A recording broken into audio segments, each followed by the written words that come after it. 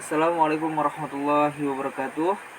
Saya Adit Betur Rahman dengan nomor induk mahasiswa 2281020055 yang akan menjelaskan materi semantik dalam ilmu linguistik. Semantik berasal dari kata Yunani sema yang artinya yang disebut nomina yang artinya tanda, atau dari samaino verna yang artinya menandai. Pada tahun 1897 dinyatakan dengan tegas sebagai ilmu makna baru melalui esai De Semantique oleh Mr. Brill. Pengertiannya adalah studi tentang makna dalam bahasa dan bagaimana makna tersebut terkait dengan struktur dan penggunaan bahasa. Secara singkat, semantik linguistik adalah cabang ilmu linguistik yang berfokus pada penelitian tentang makna kata, frasa, kalimat, dan teks. Ia berupa memahami bagaimana makna dikonstruksi, direpresentasikan, dan ditafsirkan dalam konteks bahasa. Nah, semantik linguistik membahas peran makna dalam komunikasi, bagaimana makna dipahami oleh penutur dan pendengar, serta bagaimana makna dapat bervariasi tergantung pada konteks dan penggunaan yang berbeda.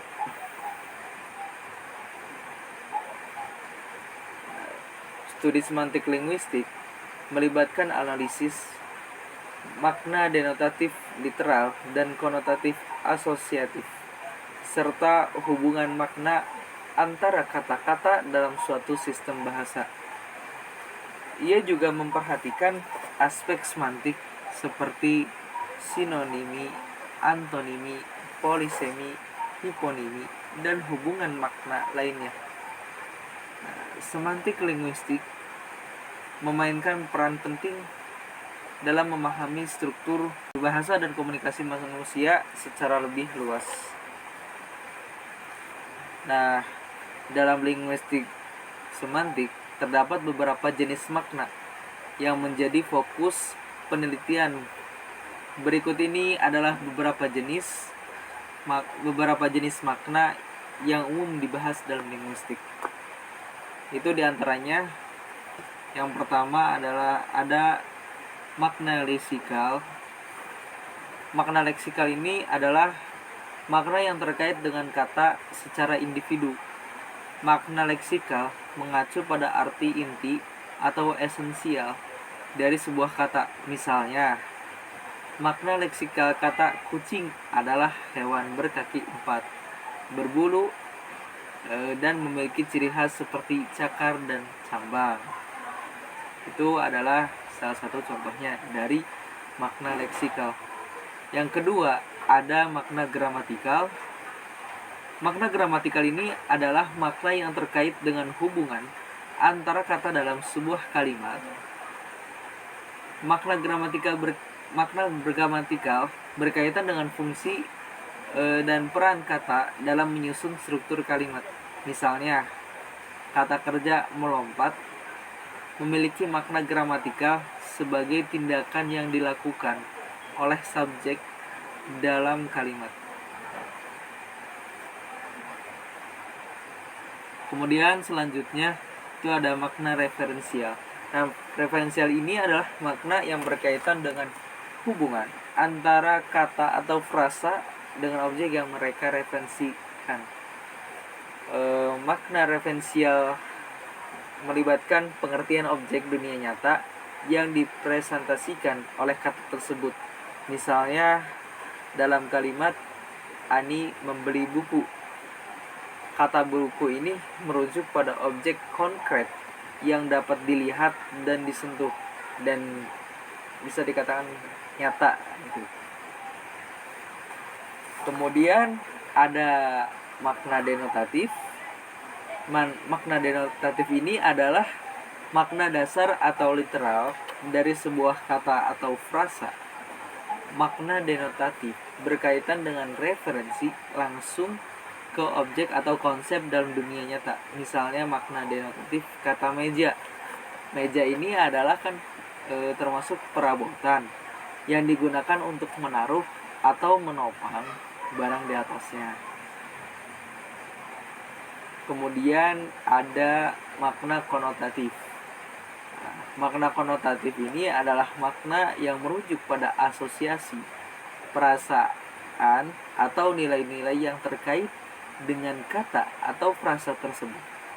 Nah, makna konotatif bisa bervariasi tergantung pada konteks budaya, pengalaman individu, atau konteks sosial tertentu. Misalnya, kata rumah secara konotatif dapat merujuk pada makna kehangatan, kedamaian, atau tempat keluarga berkumpul. Itu contoh dari makna konotatif. Adapun makna idiomatik. Idiomatik ini adalah makna khusus yang memiliki oleh frasa dan ungkapan yang tidak dapat diinterpretasikan secara harfiah berdasarkan makna individual kata-kata di dalamnya. Makna idiomatik bergantung pada pemahaman kolektif atau konvensi linguistik. Misalnya frasa menjaga kambing dalam bahasa Indonesia memiliki makna idiomatik sebagai mengawasi atau menjaga sesuatu. Kemudian ada 3 jenis tambahan dari jenis-jenis makna. Apa aja sih? Ada yang pertama itu tambahan yang umum dibahas. Itu makna non-referensial, makna asosiatif, dan makna peribahasa atau figuratif atau kiasan. Nah, berikut penjelasan singkat untuk setiap jenis makna tersebut. Yang pertama, saya akan menjelaskan makna non-referensial. Apa sih makna non-referensial ini?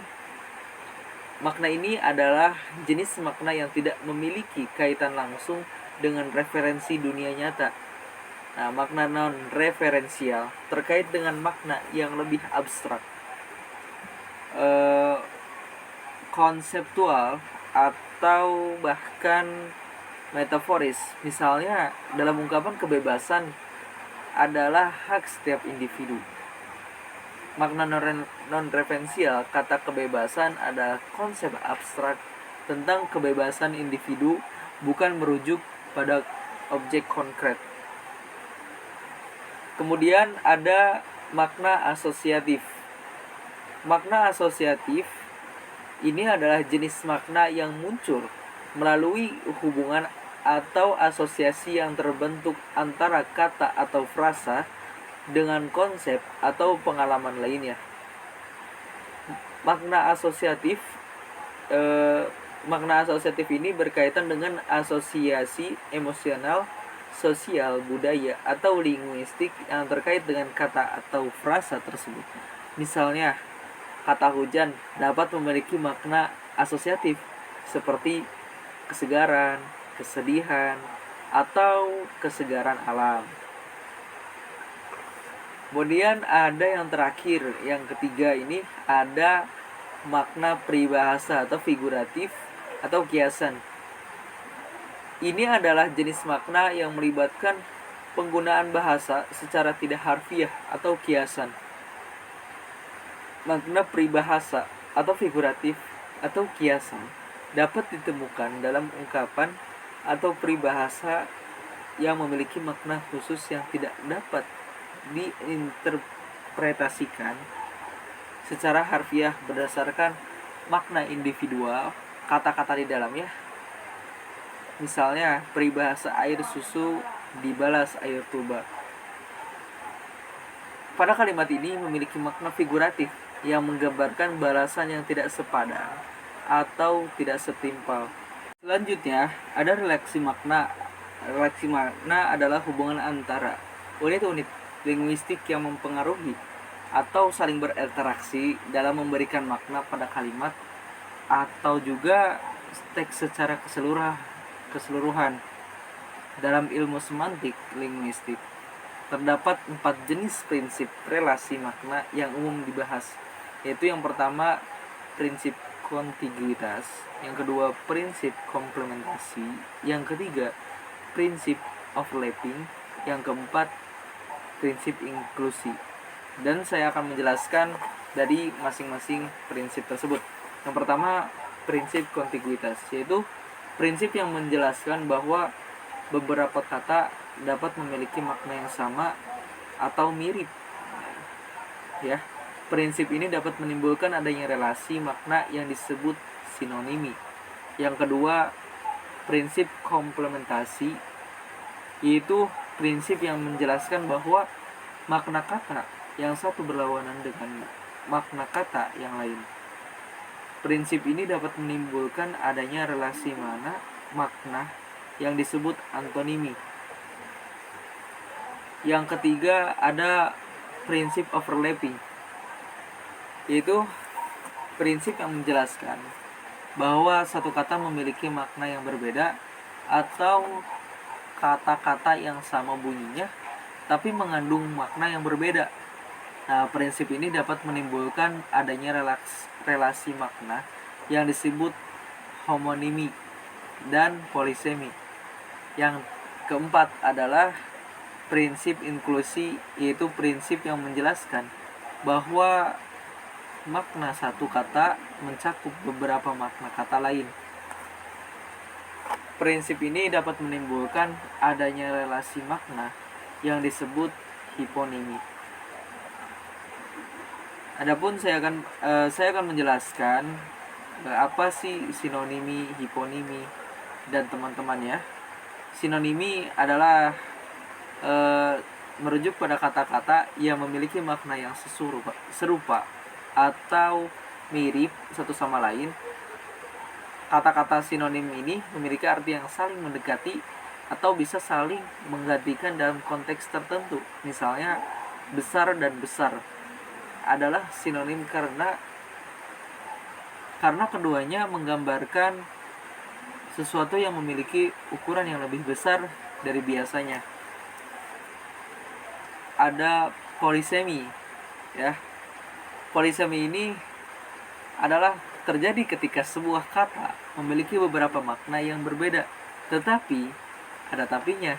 Tetapi makna-makna tersebut masih memiliki hubungan yang terkait secara semantik. Nah, makna-makna polisemi biasanya terkait dengan pengembangan makna dari makna asli yang terkait secara konseptual atau metaforis. Yang contohnya adalah kata tangkap yang dapat merujuk pada menangkap seekor burung atau menangkap ayam. Makna sebuah konsep dalam pikiran seseorang. Kemudian ada homonimi. Homonimi ini adalah kata-kata yang memiliki bentuk atau bunyi yang sama tapi memiliki makna yang berbeda dan tidak terkait secara semantik.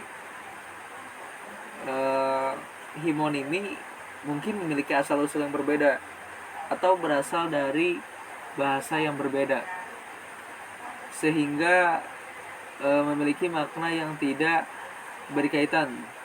Contohnya adalah kata batu yang bisa merujuk pada benda padat atau juga bisa merujuk pada kata kerja. Batu yang berarti melempar dengan batu, ya, melempar dengan menggunakan batu, melempar dengan menggunakan batu. Kemudian antonimi. Antonimi ini adalah kata-kata yang memiliki makna yang berlawanan atau bertentangan. Antonimi sering digunakan untuk menggambarkan hubungan kontras antara konsep atau objek. Contohnya adalah panas dan dingin yang merupakan antonimi karena kata kedua ini memiliki makna yang berlawanan dalam konteks suhu. Kemudian ada hiponimi. Hiponimi adalah kata-kata yang merupakan subkategori atau bagian yang lebih spesifik dari suatu kategori yang lebih umum atau hyperim. Hiponimi merujuk pada hubungan inklusif di mana makna hiponimi termasuk dalam makna hyperim. Misalnya Mawar atau Melati atau dan Kamboja ya. Mawar, Melati dan Kamboja adalah hiponimi dari hyperim, bunga, karena mereka merupakan jenis-jenis bunga. Begitupun ya, konsep-konsep tersebut membantu dalam memahami hubungan makna antara kata-kata dan memungkinkan analisis lebih dalam tentang bagaimana makna diproduksi dan dipahami dalam bahasa. Terima kasih. Mungkin hanya ini yang dapat saya jelaskan. Kurang lebihnya mohon maaf. Assalamualaikum warahmatullahi wabarakatuh.